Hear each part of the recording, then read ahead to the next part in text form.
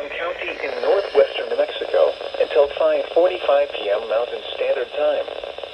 At 4:51 p.m. Mountain Standard Time, a wall of dust was along the line extending from 20 miles south of Mancos to 11 miles northeast of Blanco Trading Post, moving north at 50 miles per hour. Hazard, less than a quarter mile visibility with strong wind in excess of 50 miles per hour. Source, satellite. Impact, dangerous life-threatening travel. This includes the following highways.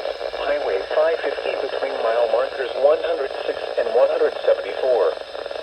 Highway 64 between mile markers 34 and 111. Locations impacted include Farmington, Kirtland, Bloomfield, Aztec, Navajo Dam, Nagishi, Napi Headquarters, Fruitland, Upper Fruitland in Lake Valley. Dust storms create dangerous driving conditions with visibility reduced to near zero. If you encounter a dust storm, pull off the road, turn off your lights, and keep your foot off the brake. Motorists should not drive into a dust storm. Pull aside, stay alive.